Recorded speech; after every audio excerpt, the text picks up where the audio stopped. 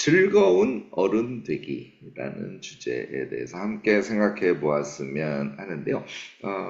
우선 그럼 어른 그리고 즐거움에 대해서 생각을 해보시면 되지 않을까요?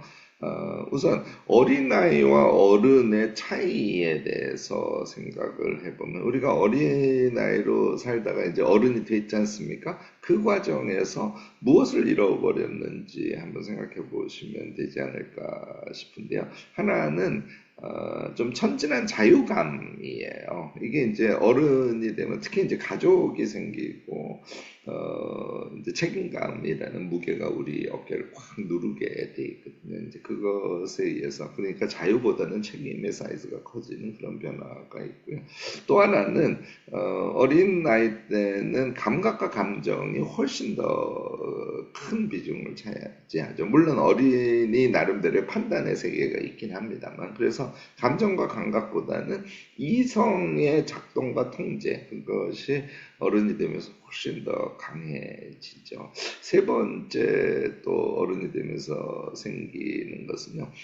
그러니까 호기심이나 궁금증 뭐 이런 것들을 계기로 해서 어린 나이 때는 걸기적거리는 게 별로 없으니까 비교적 용기 있게 그것을 폭하는 그런 기회가 훨씬 많았던 시절이라고 할 수 있습니다. 어른이 되게 되면요, 안 되는 이유들이 더 많이 생기고 조심스러워하고 이제 주저주저하는 이제 그런 성향들이 생기게 되죠. 그러니까 자기 통제적인 성격이 훨씬 더 강해지는 거예요. 그래서 용기보다는 통제가 작동하는 그런 특성을 갖고 있습니다. 니체가 그냥 잠시 이것도 같이 생각을 해보셔도 좋을 것 같은데, 낙타사자 어린아이 얘기를 하지 않습니까? 결국은 어린아이로 돌아가는 것이 우리의 삶에서 굉장히 큰 의미가 있다는 것을 지적을 하고, 그 앞에 단계, 사자의 단계를 거쳐서 어린아이의 단계로 간다는 것도 이 대목에서 한번 생각을 해보실 필요가 있습니다. 따라서 니체적인 사고를 한다면 우리가 어른이 된 상태에서 어린 나이 때에 우리가 갖고 있었던 강점을 어른의 삶에 좀 더 적극적으로 투여하려고 생각을 하시는 것도 중요하지 않을까 싶습니다. 자, 이제 즐거움에 대해서 생각을 해보죠. 즐거움은 그냥 뭐 이렇게 나눌 수 있을 것 같아요. 감각적 즐거움이 있고 감정 상태에서의 즐거움이라는 게 있을 거고 말 그대로 유희와 놀이라는 행위적 즐거움의 세계가 있다고 할 수 있을 것 같습니다. 감각적 즐거움은 말 그대로 제일 대표적인 게 먹는 거죠. 먹는 감각에 의한 즐거움 이런 것들 적극적으로 생각을 해야 되지 않을까 싶고요. 뭐 보는 것, 영화 보는 건 뭐 대표적이겠죠. 감정적 즐거움이라는 것은 어릴 때는 왜 친구밖에 없었지 않습니까? 친구와 함께함, 이 유대감이라고 하는데 유대감의 감정에 의해서 오는 즐거움이 아주 큰 세계고요. 그 다음에 놀이는 뭐 너무너무나 당연하죠. 우리 어릴 때 정말 놀이기구가 없어도 엄청 놀이 방식을 찾아서 친구들과 함께 놀았던 기억들이 많이 날 겁니다. 이런 세계가 있는데요. 이런 세계를 어른이 되면서도 어떻게 적극적으로 찾아갈 것인가를 오늘 함께 생각을 해보자는 것이죠. 자, 자유감보다는 책임감이 강해져 있어요. 이성이 작동하면서 자기 통제력을 갖고 그렇게 어찌 보면 잘 정돈된 삶을 살고 있다고 우리가 착각을 하고 있는데 거기에 즐거움이라는 세계가 깃드는 것이 아주 중요하다면 우선 첫 번째는 그 자유감의 획득, 다시 말해서 책임으로부터 가벼워지는 그런 행위들이 아주 중요합니다. 그래서 저는 세 가지 오늘 제안하려고 하는데요. 첫 번째로 강조하고 싶은 게 책임으로부터의 일탈이에요. 그래서 저는 이것은 한 달에 최소한 한 번 정도는 무조건 외박을 하세요. 이런 거를 권하고 싶습니다. 이게 이제 자유롭지 않은 가정들이 많을 거예요. 그러면 뒤를 걱정하지 마시고, 뭐, 부부간에 합의를 해서, 1박 2일로 외박을 하시는 것이 좋습니다만, 안 되면 사고를 치는 거를 두세 번 하시다 보면, 조금 더, 여러분들이 책임으로부터 자유로운 그런 기회를 얻을 수 있지 않을까 싶습니다. 그냥 친구 집에 가서 자고 오시는 것으로도 충분하고요. 뭐 1박 2일 여행을 갔다 오시는 거 당연히 좋고요. 혼자 조금 돈을 비축해 뒀다가 좀 괜찮은 호텔 같은 데서 예약을 하셔 레지던스나 호텔 같은 걸 예약해서 집을 떠나시는 것, 이 행위가 갖고 있는 의미랄까, 그것이 우리에게 주는 자신의 삶의 변화의 강도, 이것은 아주 크다는 거 잊지 마시기 바랍니다. 두 번째로 제가 여러분들께 권하고 싶은 것은, 우리가 이제 호기심을 갖고 용기 있게 행위하는 것, 이게 이제 어릴 때는 꽤 됐는데 어른이 되면서 그걸 전혀 하지 않는 분들이 대부분이거든요. 요컨대 해보지 않았던 것을 하시는 거예요. 뭐 여러 가지가 있겠습니다만은 심지어는 먹는 것도 내가 한 번도 먹어보지 않았던 것을 적극적으로 먹는다든지, 저는 뭐 커피 마시러 갔을 때 자주 하는 일입니다만, 집에서 커피를 계속 먹기 때문에 가능하면 적극적으로 눈에 익숙하지 않은 이름의 음료를 시키려고 항상 애를 쓰는 편이랍니다. 안 먹은 거를 먹어보는, 이제 이런 것들이 호기심과 용기의 아주 작은 실천 부분이라고 할 수 있지요.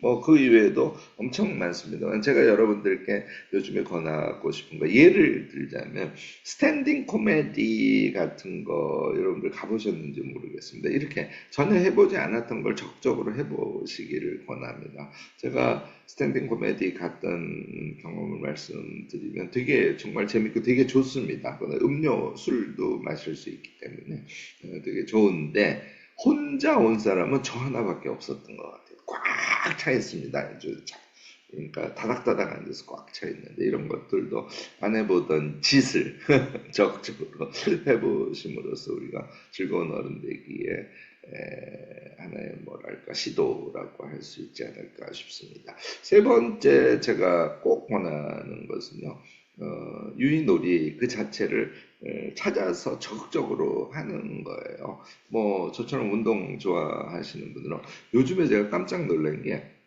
실내 축구장들이 꽤 생겼더라고요. 뭐 풋살 경기장이라든지, 어떤 아파트 같으면 미니 축구장 같은 게 있는 아파트들이 있거든요. 이런 데서 뭐 축구를 좀 한다든지, 이런 것도 유희와 놀이의 대표격에 해당할 거고요. 저는 사실 엄청 권하는 게 그 놀이공원이에요. 여러분들 아이들이 어릴 때 놀이공원 데려간 이후에 놀이공원을 15년 동안 가본 적이 없어요. 이런 분들 많으실까요? 아니에요. 놀이공원 한번 갔다가 오면은 엄청 유희와 놀이를 즐겼다는 그런 느낌을 받으실 수 있을 겁니다. 심지어는요, 오락실에도 여러분들 적극적으로 가시기를 권해요. 나이가 한 50대 정도 되면은 오락실 가면 이제 젊은 분들이 거의 대부분이니까 멋쩍어서 잘 못하시는 분들도 있고, 지나다니면서 나도 가보고 싶어 이렇게 생각만 하지 실제로는 용기 내서 들어가지 못하시는 분들인데, 이런 것들 적극적으로 하시고요. 또 노래하기 좋아하는 사람들은 한 3명이나 많을 때는 한 4명 정도 모여서 노래방을 가는데, 노래방에 가서 화음을 넣는 그런 것을 즐기는 사람들도 있답니다. 굉장히 다양한 놀이가 있을 수 있어요. 이런 것들을 여러분들 생각해내시고 적극적으로 실행을 하시고, 얘가 반복이 되면서 결국은 우리는 즐거운 어른으로 삶을 살아갈 수 있는 하나의 계기 같은 걸 마련할 수 있으리라고 생각합니다.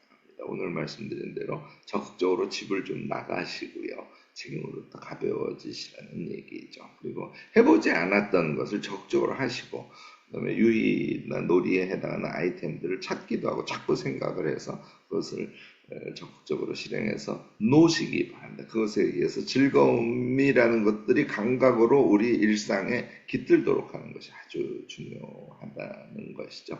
네, 마지막으로 이런 정리를 좀 꼭 해드리고 싶은데, 우리가 태어났지 않습니까? 태어나서 삶을 살아가는 것인데, 그렇다면 그 삶이라는 건 저는 이렇게 간단하게는 정리를 한답니다. 살아내는 생존의 삶이 있어요. 그리고 아주 의미 있는 그런 삶의 행위들이 있고요. 마지막 하나가 재미예요.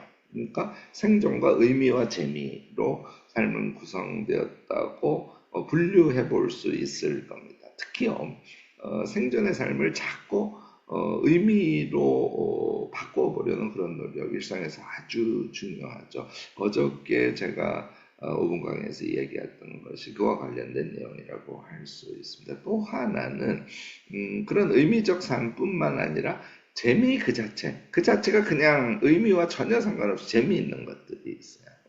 그런 것들을 적극적으로 찾아서 배치하는 것. 이게 우리가 삶을 조화롭게 멋지게 살아가는 길 아닐까 싶습니다. 월간 계획이 아주 중요해요. 월간 계획 세우실 때 오늘 말씀드린 세 가지의 시도들 잘 배치해서 한 달에 적어도 한두 번 또 그냥 마지막에 그 유희 놀이와 관련된 거는 두세 번 이렇게 특히 이제 외박과 관련된 건 한 번 이상 이렇게 배치를 하셔서 재미를 적극적으로 일상에 삽입시키시고요. 그것에 의해서 즐거운 어른으로 삶을 살아가게 되면 참 좋지 않을까 생각해 보았습니다.